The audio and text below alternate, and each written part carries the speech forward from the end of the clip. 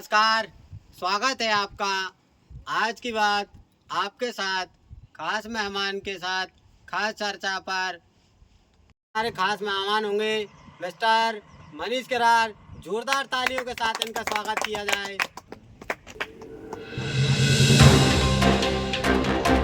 नमस्कार मनीष जी, स्वागत है आपका। आज की बात आपके साथ खास मेहमान के साथ खास चर्चा में। तो नमस्कार मनीष जी, नमस्कार। आपका स्वागत है। आज की बात आपके साथ में खास मेहमान के साथ खास चर्चा के शो में आप हमारे शो में पधारे, तो आपका बहुत बहुत स्वागत है। तो मनीष जी, मैं आपसे कुछ पूछूं इससे पहले, आज आपका जन्मदिन है, तो इसके लिए पूरे चैनल की तरफ से आपको बहुत बहुत शुभकामनाएं। मनीष जी के जन्मदिन के लिए जोरदार तालियों बजा भैया, सबसे जोरदार स्वागत करें मनीष जी का।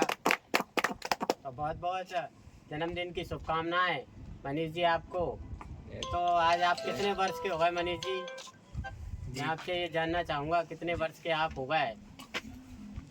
पहले तो मैं सारी टीम को बहुत बहुत धन्यवाद देना चाहूँगा कि आप आज के इस शो में मुझे बुलाया।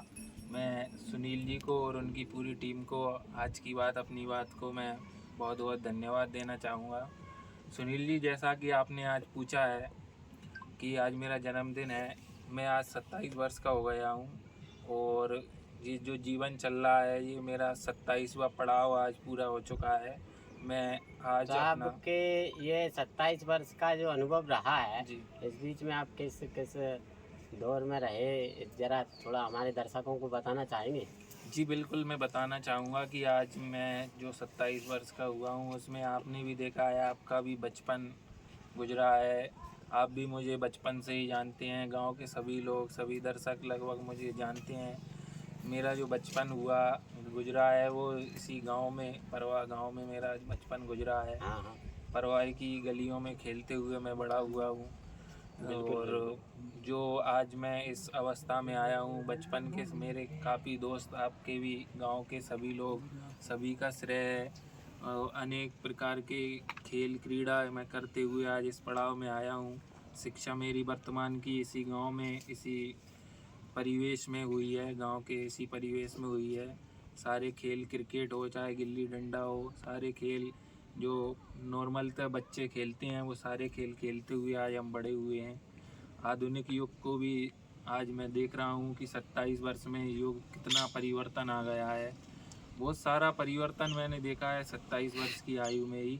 मैं आपको बताना चाहूँगा कुछ बातें जो अपने जीवन में हुई हैं और बचपन से लेकर अभी तक जो सारे बदलाव देखे हैं, चाहे वो प्रिंटेड मीडिया से लेकर हो, मोबाइल से संबंधित हो, टीवी से संबंधित हो, रेडियो से हो, खेलों में परिवर्तन है। क्रिकेट जो खेल रहे थे हम मैदान में, आज उसमें देखिए आप मोबाइल पे क्रिकेट आ गया है। तो बहुत सारे बदलाव हुए हैं, ज़माने के हिसाब से बदलाव भी हुआ है। जी जी, पहला फिर तो मनीष जी, जन्मदिन की एक बार पुनः आपको बधाइयाँ। जी तो मेरा आपसे पहला सवाल जन्मदिन के उपलक्ष्य में ही है। बिल्कुल। वर्तमान समय में जो बर्थडे का कल्चर चल रहा है, किस विभिन्न भांति से लोग बाग नशा इत्यादि पूर्वक मना रहे हैं, केक से काट रहे हैं। बहुत सारे तरीके आजकल लोगों ने उत्पन्न कर लिए हैं बर्थडे को मनाने के लिए। तो आप जरा इस पर बताना चाहेंगे हमारे दर्शकों को? हाँ, जन्मदिन का जो कल्चर जो पाश्चात्य संस्कृति से जुड़ा है, जो अभी जन्मदिन का एक नया ट्रेंड चला है बर्थडे मनाने का। हाँ आपने देखा है कि ज़माने के हिसाब से सारी चीज़ें बदलती हैं। जी कुछ जी, भी ज़माने के हिसाब से बुरा नहीं है। मैं किसी भी उसको ये नहीं कहूँगा कि हमें नहीं मनाना चाहिए या जन्मदिन केक नहीं काटना चाहिए या मोमबत्ती नहीं बुझाना चाहिए। देखो, ज़माने के हिसाब से जो परंपराएं जो आ रही हैं, हम हाँ उनको हाँ एकदम से नकार भी नहीं सकते हैं। जी जी और भारत एक ऐसा देश है जो पाश्चात्य संस्कृति को एकदम से अपनाता भी नहीं है। जी जी, कुछ उसमें अपने धार्मिक उसको जोड़ लेता है। चाहे हम केक काट रहे हैं, आज हम मोमबत्ती नहीं बुझाते, केक काट रहे हैं, मानते हैं कि केक आप जो काट रहे हैं वो पाश्चात्य संस्कृति का है, लेकिन कहीं ना कहीं वो खुशी को इजहार करने का एक तरीका है। बर्थडे पार्टी में आप थोड़ा सा नशे के बारे में भी जोर दे रहे हैं। जी तो मैं बताना चाहूँगा कि ग्रामीण परिवेश से आता हूँ मैंने देखा है अभी जन्मदिन की जो पार्टियाँ मन रही हैं ग्रामीण परिवेश में, ऐसा नशे का कुछ आया नहीं है। भले ही बिल्कुल पाश्चात्य बिल्कुल संस्कृति में बिल्कुल। जो जन्मदिन मना रहे हैं हाँ हाँ वो उसमें ऐसा नशा वाला कुछ भी ऐसा अभी आया नहीं है ग्रामीण परिवेश में। तो थोड़ा सा पार्टी जो गांव में कहते हैं, जैसे दाल बाटी का कार्यक्रम या कोई भोज का कार्यक्रम, खाने पीने का जो कार्यक्रम रहता है नॉर्मली वही होता है। एक केक वाला मान सकते हैं कि आप पाश्चात्य संस्कृति से जुड़ा है, और हम उसे नकार भी नहीं सकते हैं, क्योंकि ज़माने के हिसाब जी से जी जो जी ट्रेंड में जो कहते हैं ज़माना जो बढ़ रहा है उस स्तर से हमें चलना भी पड़ेगा।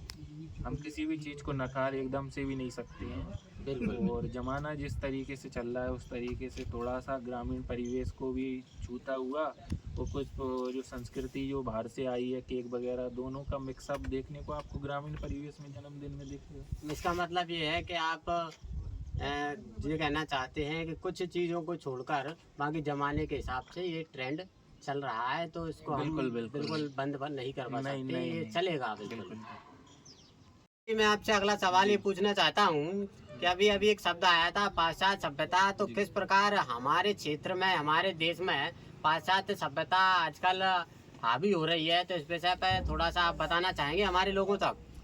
पाश्चात्य संस्कृति जो पश्चिमी देशों में जो कल्चर चल रहा है वो भारतीय हमारे जो हाँ संस्कृति है उसमें थोड़ा सा परेशानी बना रहा है। हाँ हाँ थोड़ी सी क्या है, उनकी जो संस्कृति है उसको हमारे देश के नए युवा नौजवान, कुछ विदेश भी, कुछ हमारे क्या है कि मूल भारतीय जो हैं वो विदेश में भी रहते हैं, जी जी तो जी वो भी जब भारत आते हैं तो थोड़ी सी संस्कृति एक मेल मिलाप में आ जाती है। उस तरीके से आप मान सकते हैं पाश्चात्य संस्कृति में कुछ बुराइयां भी हैं, कुछ जी अच्छाइयां भी हैं। बुराइयां आप देखोगे कि पहनाव में थोड़ा सा ऐसा लगता है भारतीय संस्कृति बिल्कुल से बिल्कुल हटके है। थोड़ा सा खान पान भी हमारे इधर जो भारतीय संस्कृति के हिसाब से नहीं है, तो हाँ थोड़ा सा हम बुराई के रूप में उसे देख सकते हैं। और पश्चात संस्कृति में अगर कुछ हम अच्छा देखें तो हम हाँ हाँ देखेंगे कि आजकल जो चल रहा बिल्कुल है बिल्कुल हरे कृष्णा मूवमेंट, जिसमें आप देखेंगे कृष्ण जी की भक्ति की और विदेशी लोग आपको बहुत सारे हमारे तीर्थ स्थानों पर मिलेंगे। तो हम ये नहीं कह सकते कि पाश्चात्य संस्कृति हम पे हावी हो रही है, कहीं ना कहीं हमारी संस्कृति भी उन पर हावी हो रही है। आप देख रहे हैं आज राधा कृष्ण जी के मंदिर पे जाते हैं आप, विदेशी लोग आपको भजन करते हुए मिलेंगे। विदेशी लोग हमारे पहनावे को, हमारी संस्कृति को, हमारी संस्कृति के अनुसार शादियां कर रहे हैं। जी आप पाश्चात्य संस्कृति को अच्छे में देख रहे हैं या बुरे में, वो जी एक जी तरह से आप डिसाइड कर सकते हैं कि उसमें अच्छाइयाँ भी हैं, बुराई भी हैं।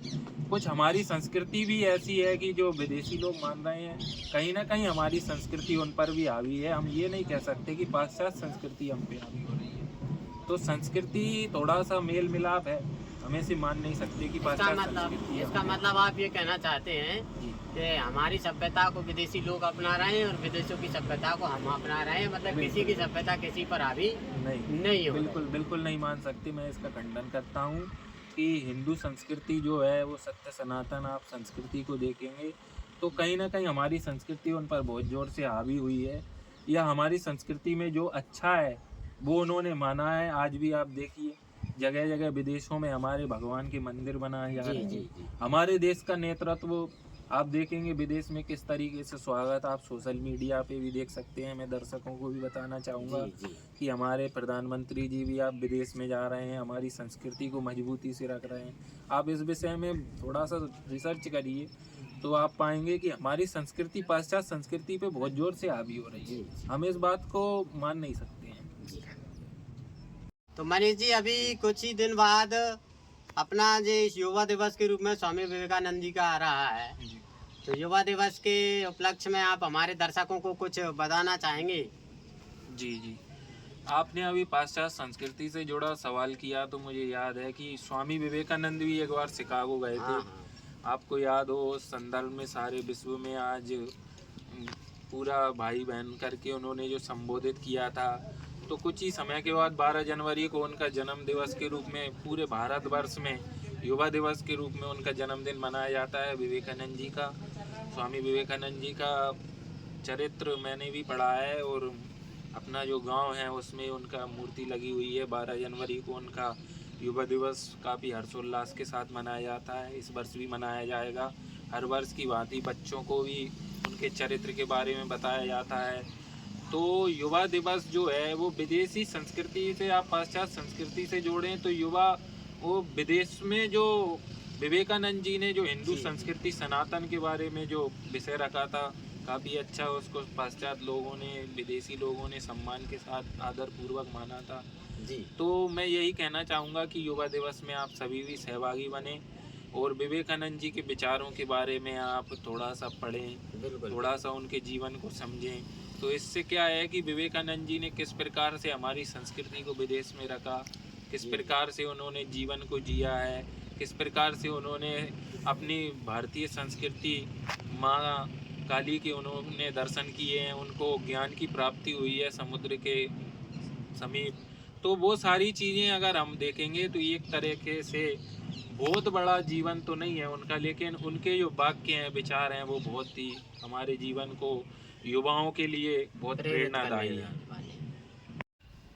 स्वामी पूज्य विवेकानंद, जी, जिन्होंने पूरे भारतवर्ष नहीं अब तो जी, पूरे विश्व में जी, भगवा ध्वज की पताका को लहराया, युवाओं के चहेते, और पूरे विश्व में जिनके नाम से भारतवर्ष को जाना जाने लगा। ऐसे ही पूज्य विवेकानंद जी का अगर कोई वाक्यांश आपको याद आ रहा हो मनीष जी, तो मैं जरूर आपसे कहूँगा कि आप हमारे दर्शकों तक, हमारे लोगों तक इसे साझा कीजिए। जी, बिल्कुल। स्वामी विवेकानंद जी की हर बात पूजनीय है, हर बात उनकी एक स्मरण, एक नई ऊर्जा प्रदान करती है। जी विवेकानंद जी के कई ऐसे वाक्यांश हैं जिन पर आज देश में अनेक चर्चाएं चल रही हैं, अनेक जी जी संस्थान चल रहे हैं। आप देखेंगे उदयपुर के अंदर नर सेवा नारायण सेवा एक छोटा सा वाक्य है, छोटी सी बात है, नर जी सेवा जी नारायण जी सेवा, जिसे लेकर किसी व्यक्ति ने एक बड़ा संस्थान बना दिया है। हजारों बच्चों की वहाँ पे निःशुल्क चिकित्सा की व्यवस्था चल रही है। असहाय, कृत्रिम अंग, आप देखेंगे जिनका कोई इलाज नहीं हो सकता है, ऐसे बहुत सारे भूखे प्यासे बच्चों के लिए भोजन, इलाज की सारी सुविधाएं, ऐसे कई वाक्यांश मुझे याद हैं, जैसे उठो जागो लक्ष्य प्राप्ति तक रुको नहीं। आप देखेंगे कॉलेजों में जगह जगह हमको पढ़ने को उनके वाक्यांश मिल जाएंगे। जीवन में कई प्रेरणादायी उनके वाक्य हैं। सबसे ज़्यादा अगर वो भारत के अंदर उनकी एक बात, नर सेवा नारायण सेवा को जो माना है, ये दरिद्र नारायण बना था, कृपा सिंधु भगवान है, नर सेवा नारायण सेवा, उस पे विशेष जोर दिया है भारत में। आप देखेंगे अनेक प्रकार की विवेकानंद जी की बातों को लेकर ही बड़े बड़े स्वरूप आप लोग देख सकते हैं, वाक्यांश आप देख सकते हैं, उन पे किस तरीके से आप पूरे जीवन में अगर उनकी देखेंगे तो बहुत सारे ऐसे वाक्यांश निकल के आएंगे जो किसी भी व्यक्ति के जीवन को परिवर्तित कर सकते हैं। मैं इतना ही कहना चाहूँगा, विवेकानंद जी की हर बात पूजनीय है, हर बात हमारे जीवन को प्रेरणादायी। जी, हम इस शो के माध्यम से हर व्यक्ति, जो आम आदमी होता है, आम नागरिक होता है, ग्रामीण समुदाय का व्यक्ति होता है, वो उसके विचारों को साझा लोगों तक करने का इस शो के माध्यम से प्रयास कर रहे हैं। और एक शानदार पर्सनालिटी हमारे बीच में युवा है, क्योंकि स्वामी विवेकानंद जी का विषय अभी चल रहा था, तो युवा होने के नाते हमारे लोगों तक आप क्या संदेश देना चाहते हैं, बताइए ज़रा।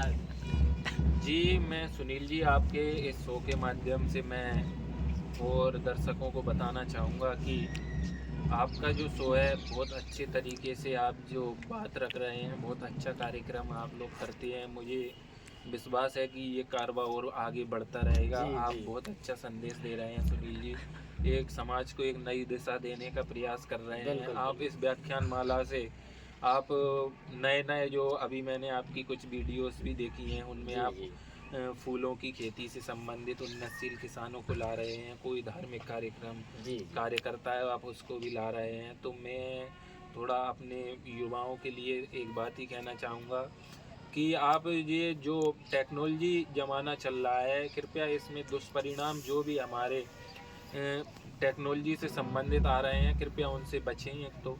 और जिस प्रकार सुनील जी एक टेक्नोलॉजी को यूज करके जो बात जन जन तक पहुंचा रहे हैं, इसी तरीके से सकारात्मक रूप से हम सभी चीज़ों को देखें। विवेकानंद जी ने उस ज़माने में विदेश में जा कर के वो बातें रखी हैं और जन जन तक पहुंचाई हैं। भारतीय संस्कृति को थोड़ा सा हमें देश पे भी ध्यान देना चाहिए। हम अभी युवा हैं, देश संस्कृति को समझना चाहिए, हिंदू संस्कृति को आगे बढ़ाना चाहिए।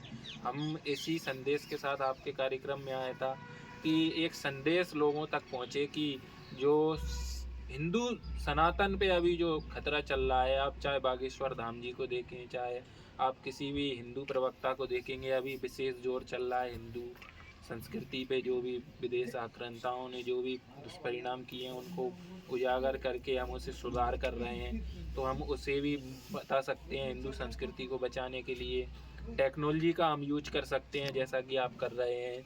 और भी बहुत सारी किसानों से लेकर आप चिकित्सा से संबंधित आप जो भी विवेकानंद जी से बहुत अच्छा विषय आपने आज मेरे बीच रखा है। तो मैं ऐसे विषयों पे आपके द्वारा संदेश देना चाहूँगा कि बहुत अच्छी पहल है। मैं जी आपकी जी पूरी टीम को भी बधाई देना चाहूँगा कि आप जो व्याख्यान माला रख रहे हैं बहुत आगे जाए। मैं आपकी सारी टीम को बधाई देना चाहता हूँ। मैं बस इतना ही कहना चाहता हूँ।